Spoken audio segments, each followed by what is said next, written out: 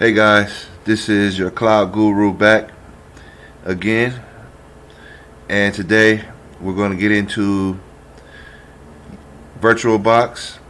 I have VirtualBox running on my Windows 10 laptop, and today we're going to run through installing Ubuntu version 18.4 Ubuntu server running in a VM on VirtualBox as a guest. We're going to show you guys how to get that running, set up your network using one interface of the VM in VirtualBox connected to your host for allowing your host to talk to the VM, and then also another interface which will allow the VM through a NAT to access the internet. Then we're going to SSH into the VM, the Ubuntu VM, directly from Windows. I like to use PowerShell for that. Be able to execute some operations such as installing Docker and running some other operations to get your VM ready for some development or application that you may want to run. So without further ado, let's get started. Okay, first thing you want to do is go to Canonical and download Ubuntu as an ISO from official downloads of Ubuntu webpage. So let's go ahead and go there.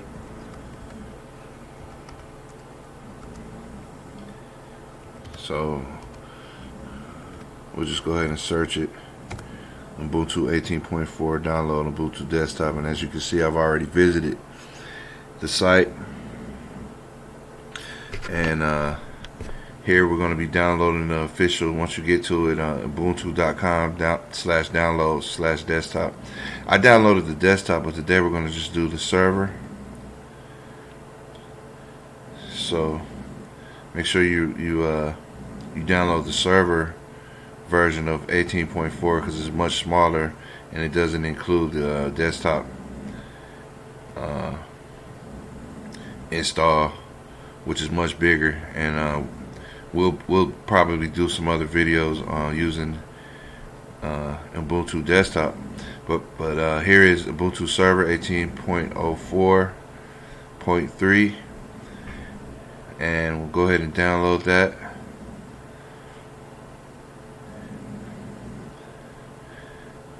Now I already have a version of it, but you should be downloading Ubuntu 18.4 live server .iso, and I'm going to run this on VirtualBox, so that's the one we're looking for. So go ahead and download it.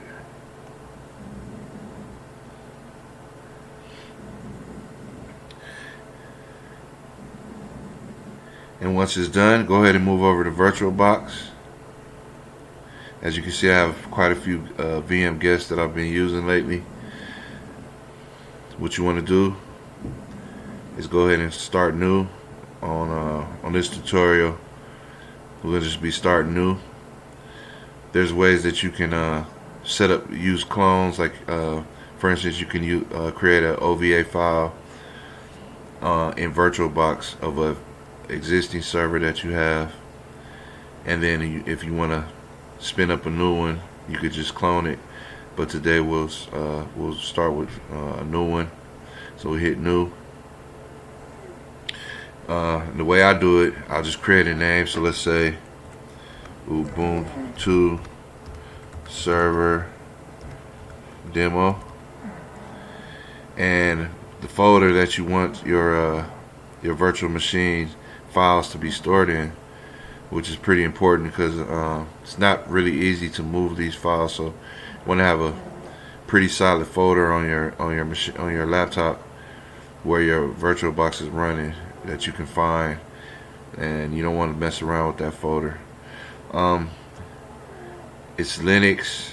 We're using Ubuntu server, so it's going to be Linux. You can select which OS you're going to be installing in the VM. And I'm choosing Linux. and I'm also going to choose Ubuntu running on 64-bit. Now this particular laptop, this is important when you're running VMs in VirtualBox. You don't want to give it too much of your laptop memory or your desktop memory per VM. In my experience, for the operation that I'm doing today, I can start out with about a gig of RAM. So in this case, 1024 megabytes. That should be fine for what we're doing. You can always change the memory size of your VMs once you see that maybe it needs a little bit more RAM. On this laptop I have about 10 gig, so I'm only going to be using about a gig of RAM for this particular VM for this demo. Next it's going to ask you about the hard disk.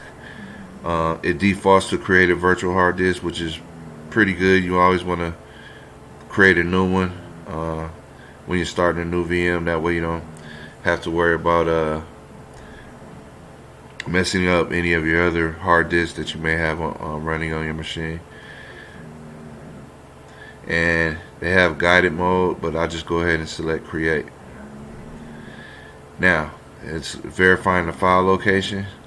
It already and this is the file location of the virtual hard disk which VirtualBox uses, that's connected to the VM.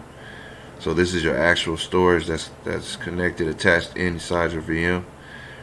But the file that represents your VM storage is here. So it already gives it a name, which is kind of like defaults to the name that I gave it of the VM, Ubuntu server demo.vdi. VDI is a virtual hard disk file. This is important depending on how much storage you have on your host that VirtualBox is running in. I don't have a whole lot of disk space, so right now I'm defaulting to about 10 gig. It defaults to a hard disk file type, which is VDI, VirtualBox disk image, and that's what you want to go with. Now, as far as your storage, physical hard disk option, dynamically allocated is important, because even though I selected 10 gig as the size of my of my hard disk for the VM, it won't use 10 gig. It'll show 10 gigs inside the VM, but on my hard disk that I'm using of my VirtualBox host, it will dynamically allocate it, so it won't use that 10 gig. It'll just use as much as it needs to store the files inside of your VM, if you can understand that. Fixed size would actually take up the 10 gig on my hard drive, and I probably won't use maybe a couple gig to do this demo. So I default to 10 gig now, and works good for me. So when we hit create,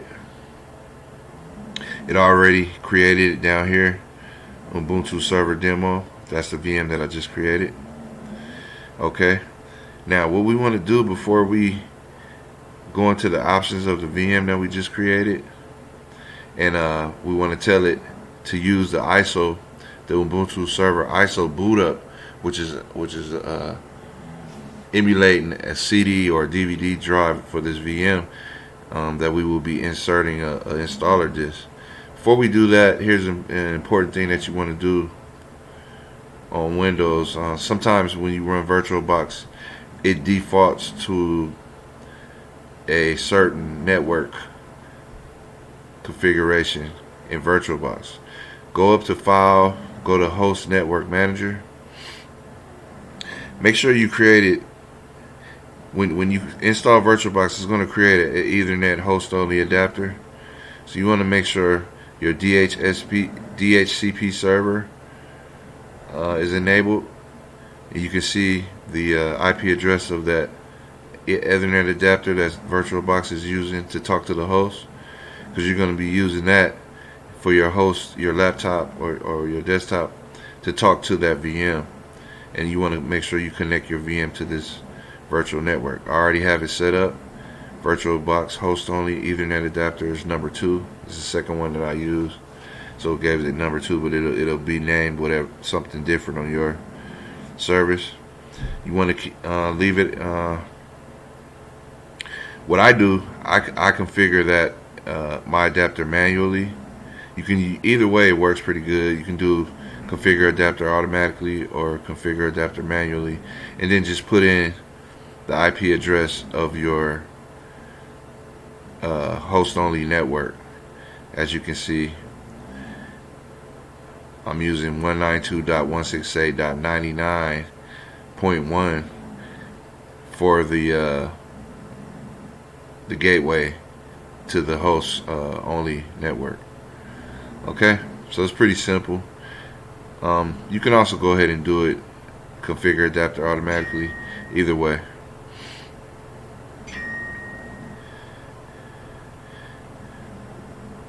So once you have that set up, you're good to go, because before you first time you run your Ubuntu server VM, you want to have that set up, so that'll allow you to talk to the VM. Otherwise, you wouldn't be able to select this to connect your VM interface to without that already set up.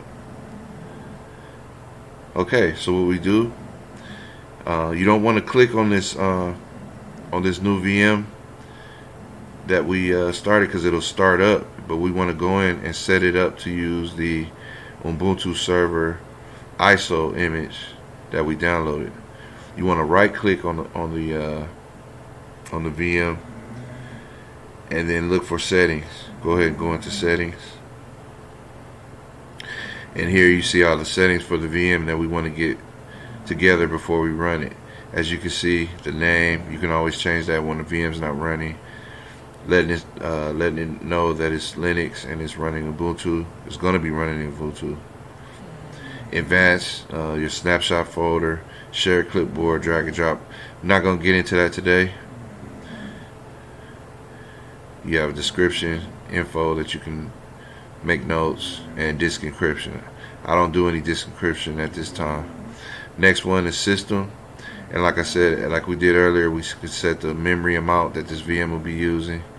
You have your boot order, so it's emulating the floppy, it's emulating your optical drive, and then your hard disk, and in that order it'll check for the boot loader of the operating system.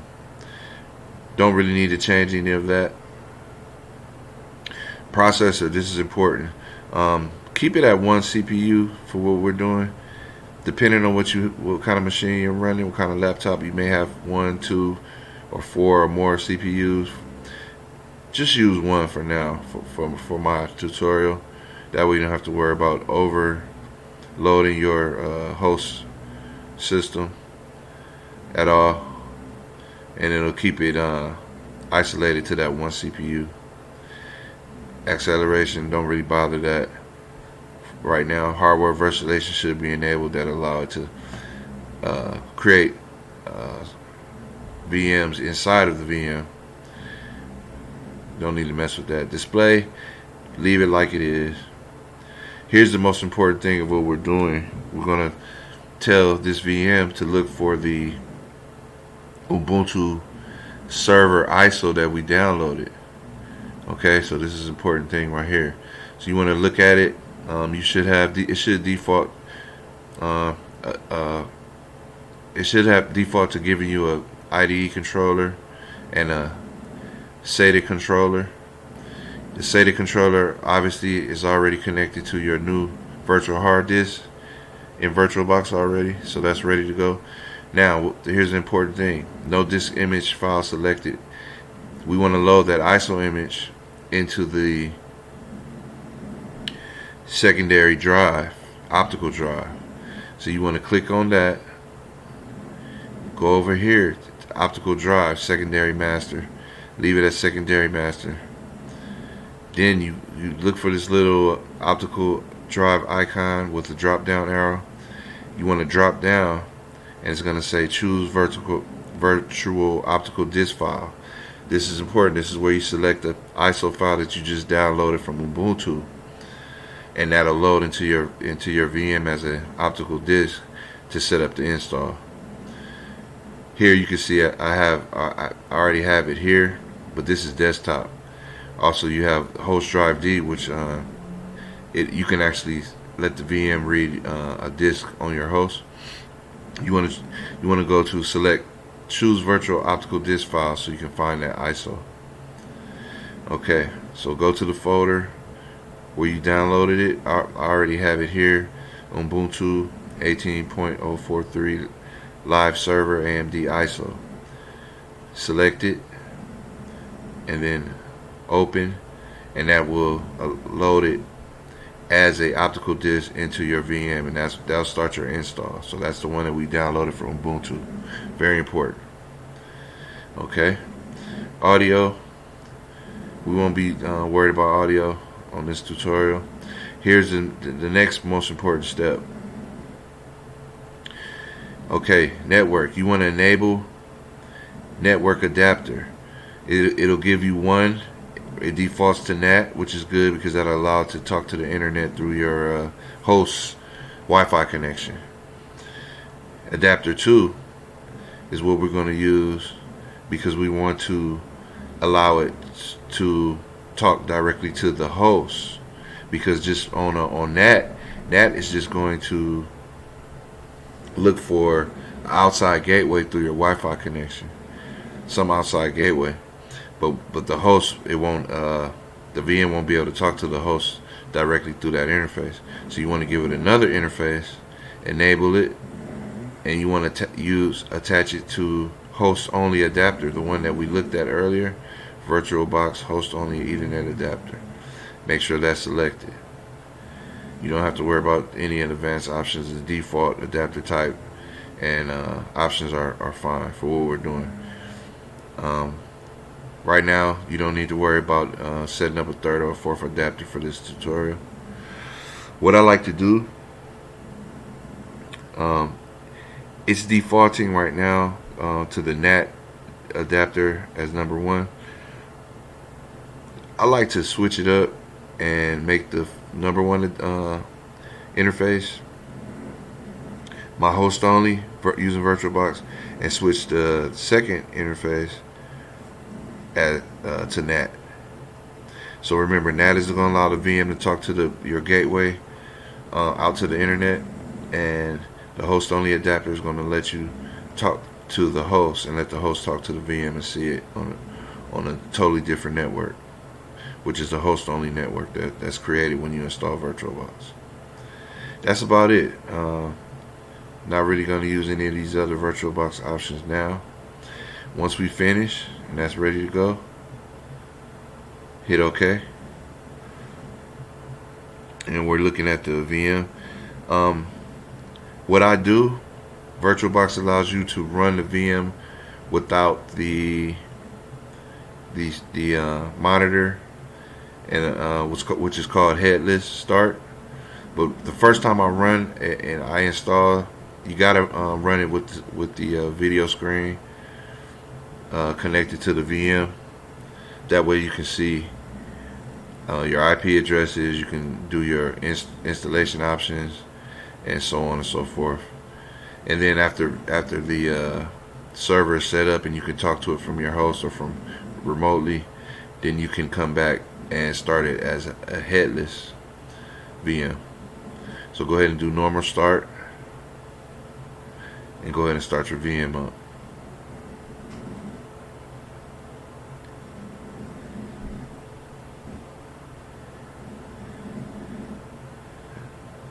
Okay, so this is in Ubuntu. It's reading the Ubuntu ISO, Ubuntu server ISO, and it's going to go ahead and start the installation process into your VM.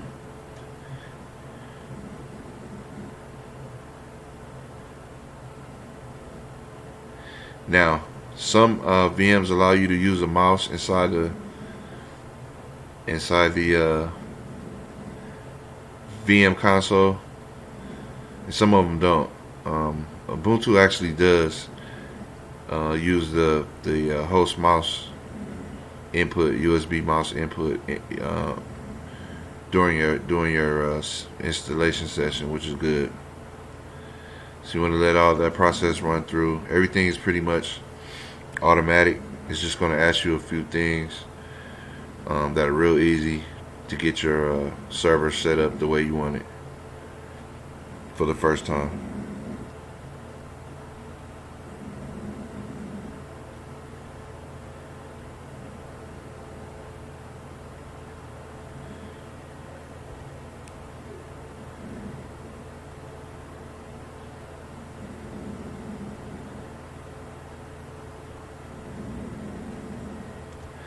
I'm going to go ahead and pause the recording so I can let that run, and we'll come back once it's ready to ask us for some options for the installation of Ubuntu 18.04. Okay, first thing you see, let's go through it. Now you can see I'm using my host mouse and I'm trying to get it to run inside. So one thing you can do, VirtualBox will tell you that this guest OS supports mouse integration, which is great. But we use an arrow key and select your language. Enter.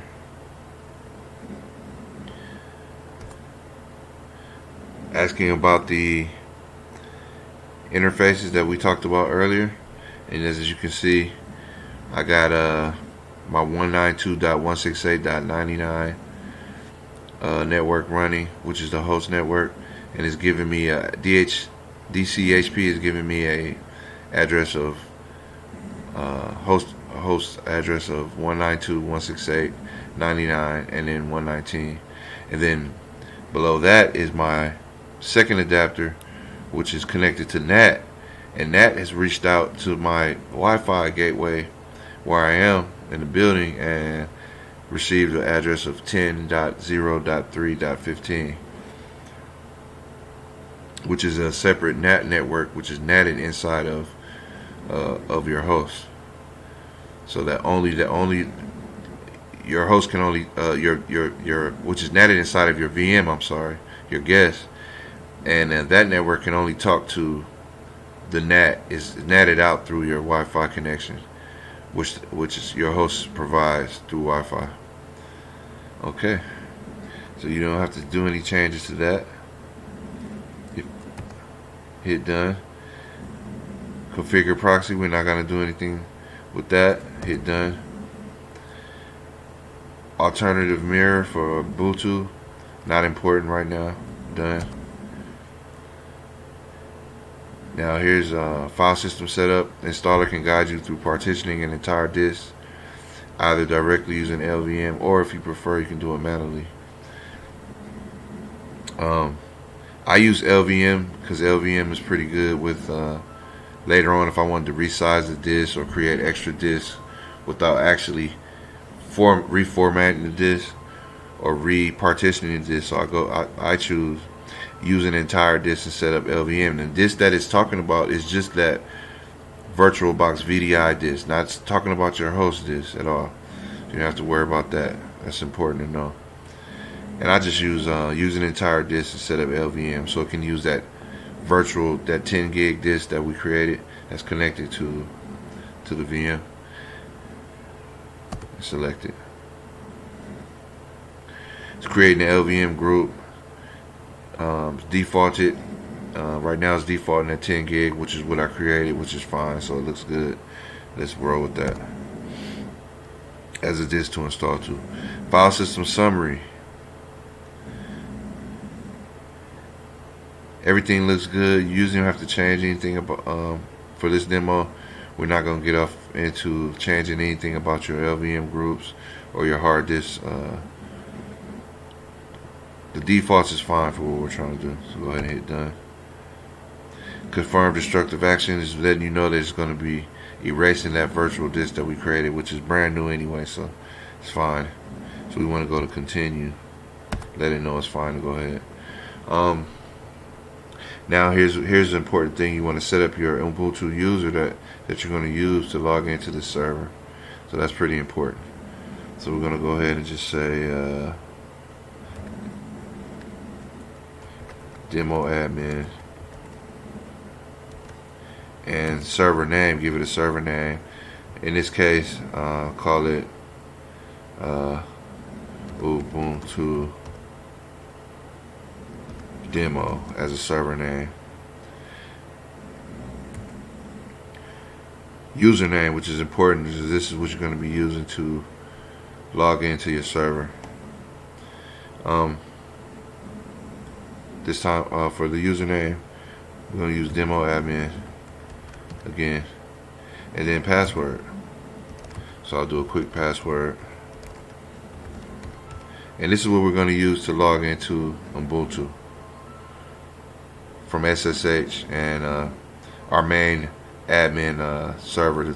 Our main admin user on Ubuntu to perform our operations. Okay, once that's done, you can tab down to done. You can choose to install open SSH server package to enable secure remote access to your server. This is important. You want to do this because we want to run this as a headless server to keep down on the overhead in our memory. Not much. It doesn't use much memory, but we're going to be remoting into it anyway to do everything. So we want to select that with the space bar. We do want to install open SSH server. Import SSH identity. Now this is cool if you want to import your SSH key. Right now we're not going to do that for the purpose of this demo. Hit done. Now it's asking, do we want to install some of these applications? Right now we're not going to do it because I want to show you how to do install Docker separately. So we'll go down to done. Skip through that for now. That's pretty cool how they allow you to set up a lot of that stuff.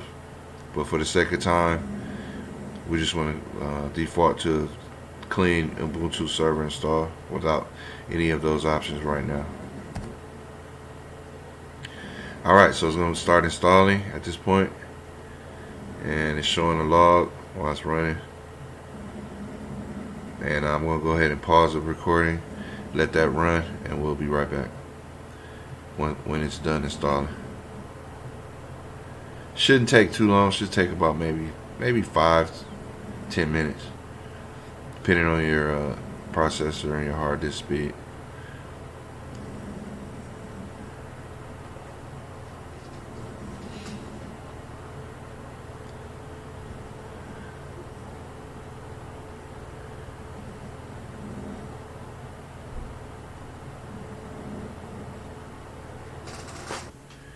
Okay, so it's done installing, and I already hit. It's gonna ask you to reboot, so I hit reboot, and it starts reloading the OS, and it'll ask you to remove the installation medium and press enter.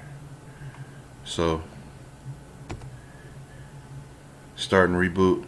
I don't actually remove it until I make sure that it's not going to restart without me removing it from the VirtualBox VM, removing the ISO.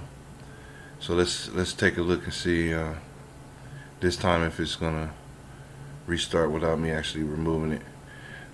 I know when I install CentOS, I don't have to remove it once I reboot after the install. So pretty sure it's gonna start without it just by hitting enter. So once you hit reboot, once it's done installing, it should restart, and you go ahead and make sure that you get a good fresh reboot and a fresh install of Ubuntu. There it is. So you're ready to go. Ubuntu demo login. So it's waiting for the login as the user that we set up, which was, if I can remember right,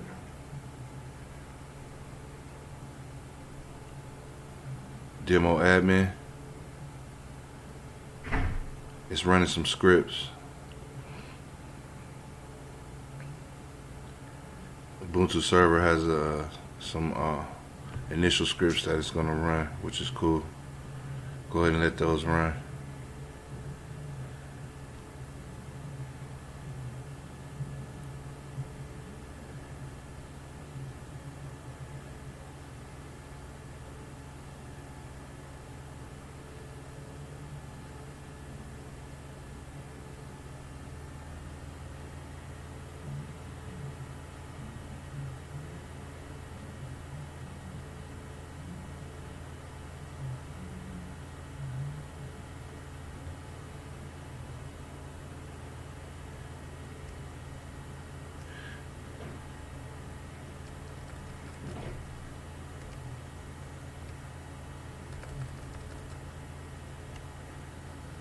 Okay.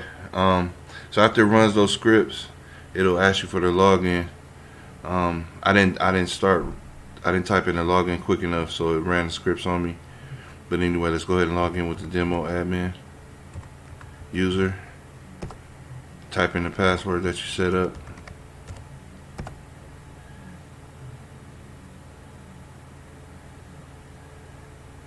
And it's in. That's the startup console for Ubuntu server. So we're successful with installing Ubuntu server on VirtualBox. And then now we're going to I'll show you how I check my IP addresses, so I know how I can remotely log in to this VM. I'm in. My password was accepted. And on Linux, you do IP A, and then you get a look at your network interfaces. As you can see on interface ENP OS3, my host network IP address is 192.168.99.119. And then the second interface is my NAT interface, which is natted out to the Wi-Fi of my host laptop, which is a 10.0.3.15 IP address. So that's good. So what I want to do is, when you're looking at the terminal of your VirtualBox and you want to get out so you can use your laptop or your host desktop, you want to hit Control, and that's your host key that allow VirtualBox to free up your mouse or your keyboard back into your host. So now I'm back into my host. I want to show you how I want to test and make sure that I can SSH into it, and what I use is PowerShell. So I'll go ahead and start PowerShell. Normally PowerShell screen is blue, but I changed mine to gray. It's kind of easier to read for me. And PowerShell just allows me to run SSH. You should have SSH installed in PowerShell. If not, go ahead and look it up to make sure your Open SSH package is running on your PowerShell if you're using Windows. Otherwise, if you're using another Linux host, or if you're running VirtualBox on Linux, then you should be able to do it from the Linux terminal. Okay, yeah, so we're going to ping, make sure we can ping the VM from inside the host. And another reason I like to run my VMs remotely is when you in VirtualBox, you can't really copy and paste, your data, your numbers, and your commands as well as you can in like a terminal or PowerShell. So I'm gonna try to remember 192.168.99.119. So let's ping it. See if we can ping the VM from inside the host. Ping 192.168.99.119. And we're getting a reply, so we can actually ping the VM, which is great. And let's move on to the next, which is SSH. Let's make sure SSH is still installed in PowerShell. Let's just type SSH once, enter, and we get our SSH options. So we're gonna go SSH user, which is demo admin, at IP address of the VM, which is 192.168.99.119. Go ahead and connect. We got a connection. Accept the host key and then password. Voila, so we're into the Ubuntu server from our Windows host using PowerShell as a terminal over SSH. So I can go ahead and minimize the VM console, and we'll work in PowerShell from here on out, since we know we can get a good connection as long as it's running. And you can always look in your VirtualBox manager and see that the VM is running, the one that you're that you're using to make sure it's still up. So we're running, we're good. Okay, so now I'm in the VM. Let's look at IP address again, IPA. Make sure everything's still showing good over SSH. We got access. And next thing we're gonna do, just from here on out, we can install anything we want in the VM. We can check our disk usage. Let's see, DF as megabytes. Disk usage, as you can see. One thing you want to do is see if your VM can access the outside internet. And what I do is I ping Google DNS, which is 8.8.8.8 from the VM, and we got access. Which usually you have to have access when you're installing OSs now, because they download updates and everything anyway. So that NAT connection is what allows the VM to talk to the outside world through the host connection. It's abstracted through the host connection up to the actual gateway of your Wi-Fi or internet provider. Next, we're gonna start installing some things in the VM that we want to run. First thing we're gonna do for this tutorial is gonna be Docker. So we're gonna go ahead and go to the Docker site and get the commands that we need to start installing Docker, which is pretty easy. Okay guys, this is the Cloud Native. We're back. We have our VM set up. We've installed Ubuntu server 18.04 on our VirtualBox VM. We have SSH access to it remotely using our host as a terminal in PowerShell to access the VM. We got that set up. We have a working IP address for the VM that we can access from the host. So what we're going to do now is install Docker. Docker has a enterprise version, a paid version, but what most of us are looking for is the community version of Docker, which is free. So what we're going to do is go to the official install guide for Docker CE for Ubuntu, which I have pulled up here. And we're going to go down. You can read the requirements for Docker CE. And we're going to go ahead and go to the install information and get started. First thing you want to do is install the repository. That's the way that I normally do it. It's pretty easy to do it that way. So we'll do it by setting up the repository in Docker by using the app-get command. What's important is that you set up Docker using a non-root user. That's pretty important for security reasons on your server, to set up most of your applications using a non-root user on your VM. The first command is going to be sudo app-get update. So let's copy that command, go over to our terminal. I'm already logged into the VM, so we're going to enter the sudo app-get update command.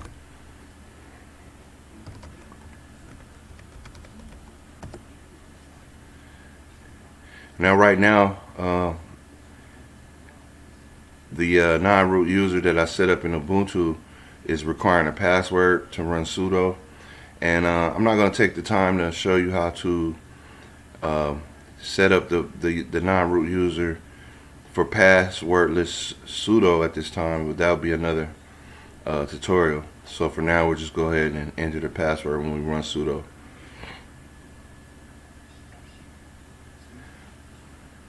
So the app-get update already set up our packages that we need for Docker.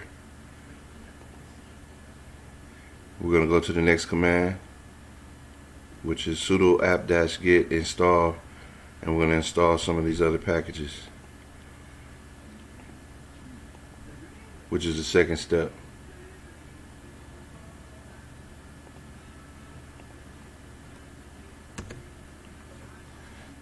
Go ahead and let that install. Type yes to accept the operation.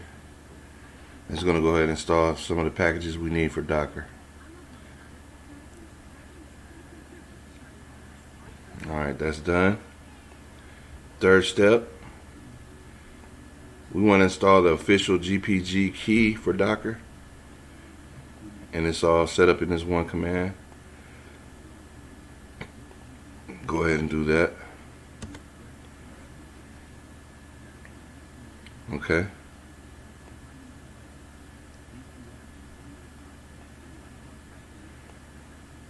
And now we're going to check the fingerprint, make sure that it matches up with the official release for those packages.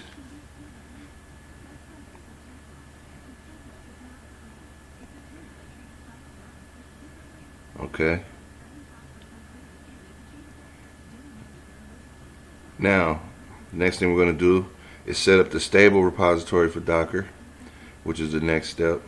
And when you look at the Docker guide, I'm using x86 underscore 64 / AMD 64, which is what my processor is running on my host, which the VM is using as a CPU architecture.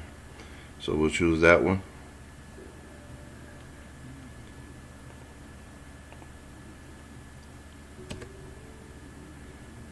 And it's pretty easy to just copy and paste these commands exactly the way the Docker guide has laid out for us. And so far it's running exactly as expected. So we got those packages installed for the stable repository. Now the next command will set us up to install the actual Docker-CE package. Let's go ahead and clear the terminal.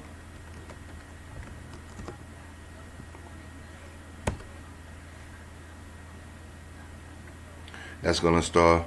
It's not too big. It should download pretty quick depending on your connection. That's already done. Well, that's just the update. Okay, now we're going to sudo and install Docker-CE.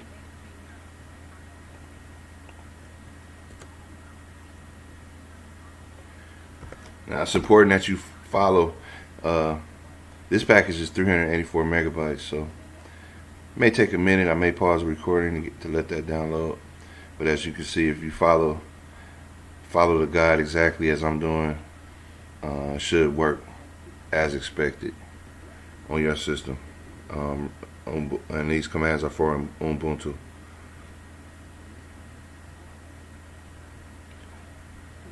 So we're going to go ahead and let that 384 megabyte package download.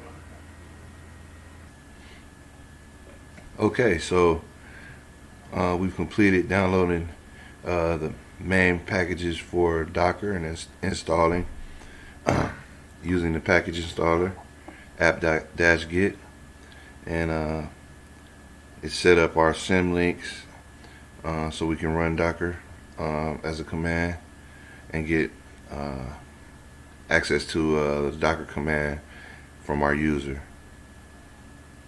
Now that that's done, we'll check the next step. It has the Docker install guide recommends on production systems you should install a specific version of Docker-CE instead of always using the latest. This output is truncated. List the available versions. For the purpose of this tutorial, we won't worry about that. The one that they have in the previous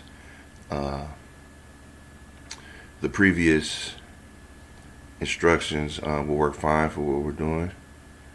And this is just showing you that you can select an exact version of the Docker-CE package. Okay. It says the Docker daemon starts automatically. So what we want to do, the next step that it tells us to verify that Docker-CE is installed correctly by running the Hello World image. So we'll do that. as recommended. Let's clear our terminal.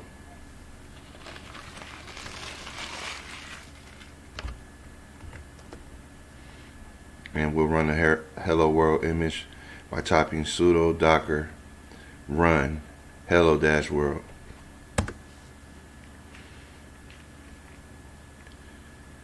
And what that's going to do, if you're familiar with Docker, it's going to look for that hello world image, which is a pretty small one using for testing, and it already downloaded it and added to our Docker images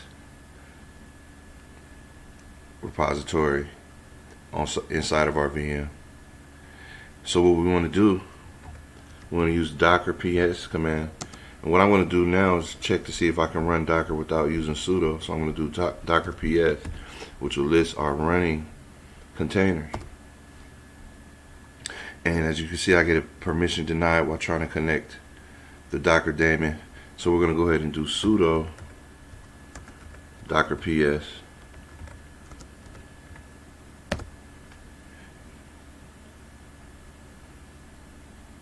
And we can see the Docker's running, but I don't see that hello world image. So what we're going to do is do docker container ls, which is listen container, and we want to do all. Sorry, let's put sudo in front of that. Okay, now we see the hello world image, and it's there. So I'm not sure if this hello world image is actually runs, or is it just runs as a container runtime, or is it just executes that image and then exit, which I think it does. Normally I'm running I'll run Nginx or another type of server. So what we're going to do now, we got Docker installed, and we're able to use it from our command line as sudo. I'm gonna go ahead and download another image and run a container for Nginx, so we can see how that works on our VM as a container. Okay, let's clear our terminal,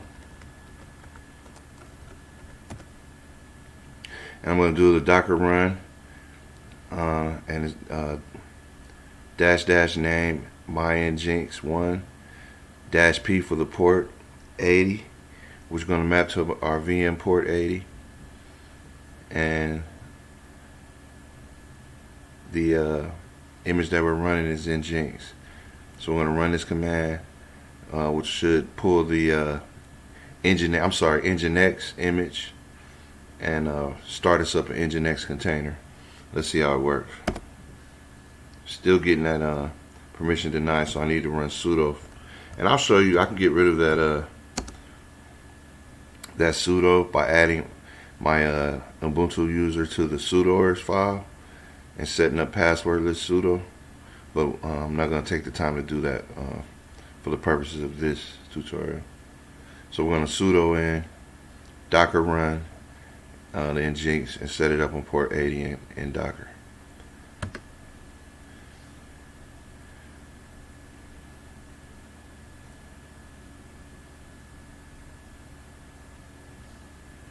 It's currently downloading the image, and once it completes downloading the image, it'll run that Nginx as a container.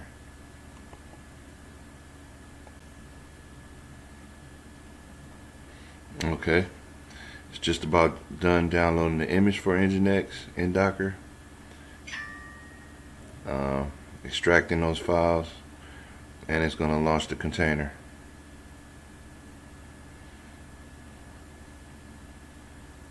Okay, we're going to run a sudo docker ps to see if that container is running or not. Okay, looks like we have the Nginx container running. It's mapped to port 80 on the VM, coming from the port 80 of the container. So we should be able to access it, and we'll go ahead and give that a try now from our browser. I want to verify the once again verify the IP address of the VM. And on the host network, which is connected to the VirtualBox host only network, which allows our host to contact the VM. Our VM address is 192.168.99.119. So we're going to go ahead and move over to our browser, put in the address, and access port 80 from our browser, which is, you normally don't have to type in port 80 to access port 80. That's already default in our browser for the HTTP port. Voila, welcome to Nginx. And then we see our Nginx default page. So our Docker is running, our Nginx container is running, and we have access. So hopefully that'll help you in some of your work. If you wanted to see a quick, easy way to set up an Ubuntu server, I used 18.04 into a VirtualBox VM. Got that running on my laptop, and we downloaded Docker. It was pretty easy, super simple. Didn't have to do much configuring on the firewall or anything on Ubuntu, which is great. It seemed like Docker already has a scripting process to open up that port for port 80, which is great. And we got access to port 80, and we see our Nginx server running in the container on Docker is successful. Okay, guys, this is the Cloud Native. I love doing this stuff.